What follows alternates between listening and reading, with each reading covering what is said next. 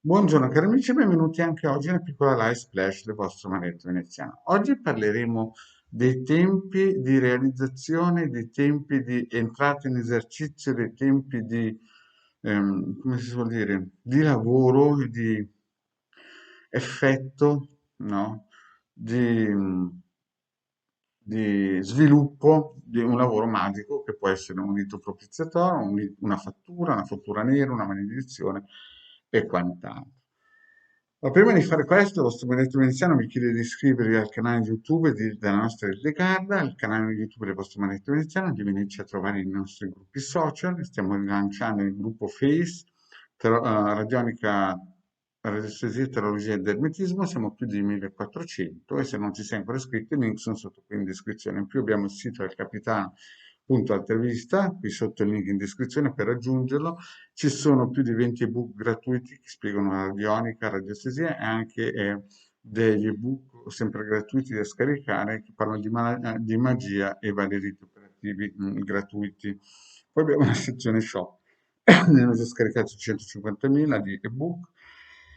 Il vostro maledetto ha già regalato qualcosa all'umanità come più di 2 milioni di circuiti e quadranti radiostetici con tante spiegazioni. E in più in questo canale ci sono più di 1400 pillole di spiegazioni sul il campo esoterico. Bene, iniziamo un po' questa piccola pillola perché ci sono molte persone che mi contattano perché magari hanno visto dei fuochi d'artificio sui social o magari hanno telefonato a qualcuno o a qualcuna che faceva le carte e magari si improvvisa fra una pipatina, un bollito e un talk show alla TV del regime o un giochino su Face, no?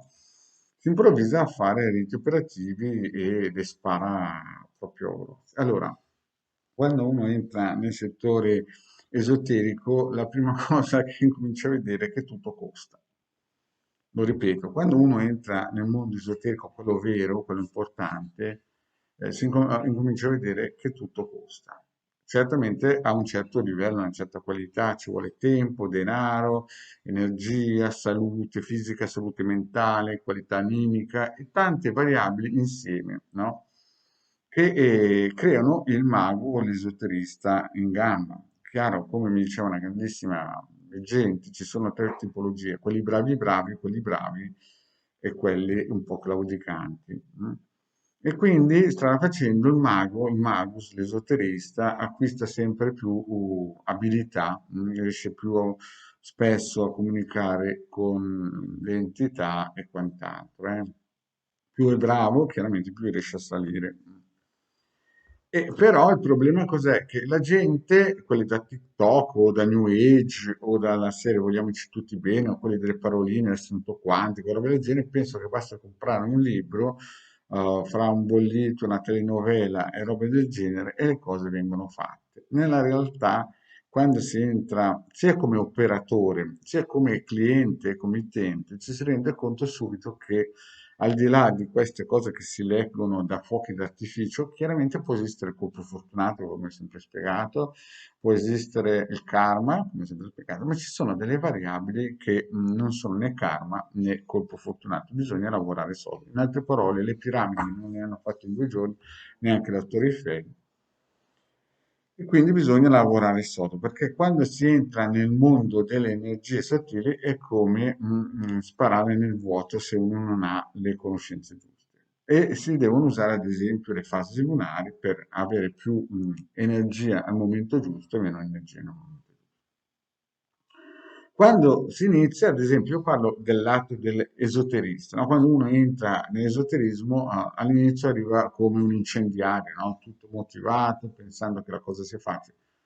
Dopo un po', quando inizi a operare, incominci a vedere che gli incominciano a mancare le energie, proprio come se andassi in fabbrica o in una miniera a lavorare sotto a 2000 metri sottoterra. Incominci a capire che quelle cose che aveva sentito o visto nei vari talk show oppure sui vari social, no? Della serie mi chiamo con un nome altosonante, roba del genere, sono tutte, insomma, lasciano il tempo che trovano, no? E poi si rendono conto che magari dopo un'operazione magica sono consumati, cioè si devono andare a riposare perché è come se avesse investito un treno, proprio perché quando si opera non viene giù niente del cosmo gratis, bisogna sempre controbilanciare a livello psicofisico, psicoenergetico e psicologico. In altre parole, è un lavoraccio. E poi ci sono i costi altissimi, i costi del materiale, i costi del posto, i costi del tempio, insomma, tutte queste cose che vanno a sommarsi a questo lavoro, che tra l'altro per chi gli piace è il lavoro più bello del mondo, perché puoi aiutare le persone. Ma purtroppo quando le persone si avvicinano, penso che sia un lavoro proprio perché si è passati come un pendolo, no? Una volta se lo potevano permettere solo i re, gli imperatori, i faraoni, proprio perché era difficilissimo riuscire a fare una cosa del genere. Oggigiorno, no? Siamo passati dall'altra parte, tutti non sanno cosa fare, si alzano la mattina, si riciclano in un modo usato, sicuro, e si mettono a fare il veggente, il cartomante, roba del genere. E qui il problema è che la gente, ad esempio, quando raggiunge il maghetto, pensa che in 28 giorni si possa disfare e ricostruire il mondo. Nella realtà, quando viene fatta un'operazione, un rito propiziatorio, ci vogliono come minimo, ma io dico come minimo 9 mesi, e dopo si incomincia a vedere i risultati. Lo ripeto, 9 mesi, come la nascita di un bambino, è come buttare un seme sottoterra e lasciarlo germogliare. E non bisogna più pensare a niente.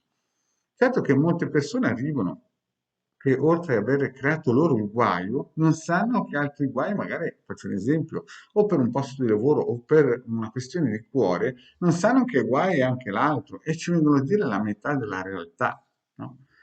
E si lavora su una metà della realtà molte volte e si aspettano in 28 giorni dei risultati che non potranno mai, mai, lo ripeto ancora, mai esistere proprio perché si va a lavorare in un campo che ci sono tantissime altre forze energetiche, non sono mica quelle del Marietto della Hildegard, ci sono montagne da spostare.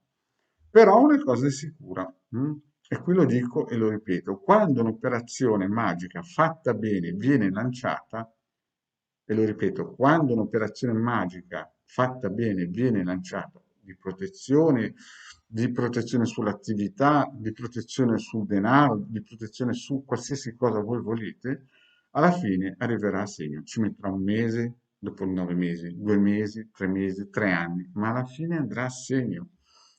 Io ho visto dei lavori lanciati eh, a 7 anni e sono arrivati a segno a 19 anni. Ci hanno messo praticamente quasi 11 anni ad arrivare a segno. Sembrava impossibile, no? Perché è una cosa veramente ed è arrivato a segno. Io ho visto lavori lanciati quando io avevo 14 anni, sono arrivati a segno dopo 20 anni, 28 anni addirittura. Perché quando viene lanciata, neanche chi la lancia riesce più a fermarla molte volte, se è fatta bene. Quindi, quando un'operazione magica, è vero, ritorno al discorso di prima, l'operatore del settore, l'operatore magico, deve avere un fisico eccezionale, una mente eccezionale, saper lavorare con le energie in un modo importante. Dal cielo non viene giù gratis, quindi ci vuole sempre uno scambio di energie. Per farvi solamente un esempio, una candela che sia operativa ci vuole un mese di preparazione. Lo ripeto, una candela che sia una candela per essere operativa ci vuole un mese di operazione per preparare una candela. Figuratevi il resto. La spada, gli incensi giusti, il cerchio, il tempio, la purificazione, la consacrazione, insomma, tutte queste cose qua, oltre alla conoscenza, la qualità animica e tutto questo, e più le energie fisiche e la salute mentale. Quindi capite che quando si entra in questi campi e vengo contattati da persone che non vogliono spendere niente, non avranno mai niente, proprio perché materialmente già i costi fissi sono così alti che una volta se lo potevano permettere solo gli imperatori, i faraoni, i presidenti di multinazionali e robe del genere, cosa che fanno ancora tutt'oggi. Quindi, cosa voglio dire con questo? Che quando un'operazione magica viene lanciata, se fatta bene, con tutti i crismi, con tutte le cose, va a segno di sicuro. Magari non ci mette 9 mesi, magari ci mette 3 anni, ma alla fine viene. Io ho visto operazioni lanciate che sembrava che era impossibile che arrivassero a segno, ma vanno a segno sempre. Anche se, infatti, alcune volte io le vedevo che Mm. Sarebbero arrivate se, ad esempio, faccio un'idea. Io a 7 anni e mezzo ho visto che sarebbe arrivato a segno a uno che mi faceva della VUA a me quando io avrei avuto 26 anni. Lo ripeto bene, io a 7 anni e mezzo a uno gli ho detto guarda che a 26 anni tu andrai alla cassa a pagare il biglietto per quello che hai fatto. Lui pensava, perché era mister di quel periodo lì, di essere onnipotente, a 26 anni gli è arrivato il conto con gli interessi di praticamente 19 anni. Capite? Quando una cosa è lanciata, ma anche se la lancia un bambino di 7 anni, no? Se la sa fare, no? Perché carica, ce l'ha dentro, può farsela, capite? Andrà a segno.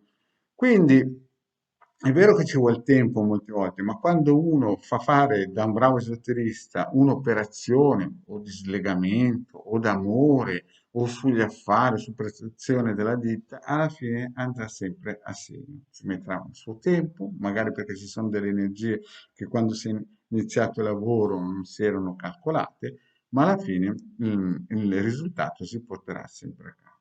Mm? Invece, quando una persona è attaccata, perché ci sono molte persone che sono anche attaccate e non se ne rendono conto, ci sono molte persone che gli capita di tutto, no? Molte volte perché sono andati magari a abitare in posti che non erano secondo il loro karma, cioè nel senso hanno voluto magari un appartamento, faccio un esempio, un appartamento o un pagare poco, una casa costruita in un terreno malsano, no? Dove ci sono sotto delle frequenze, delle falde, insomma c'è sotto qualcosa, sotto quel terreno terribile e queste persone qui praticamente hanno contro, tra virgolette, chiamiamole maledizione, questa autofatturazione, perché in fondo se lo sono cercati loro quel posto lì. Oppure geni che sono nelle case o nelle scale. Io quante volte vado in palazzi, sento proprio delle presenze importanti che gli altri non sentono, ma io in quel palazzo lì mica ci andrei a abitare. Infatti ogni tanto qualcuno si ammazza, roba del genere. A me capita spesso capitava spesso di andare a trovare qualcuno e mi rendevo conto che la situazione. Una volta sono entrato in una casa di una committente che ho tremato per 2 ore, tremato proprio fisicamente perché sentivo delle forze terribili. Infatti poi quella committente mi ha detto che al piano di sopra si era fatto una buca a qualcuno. Mm?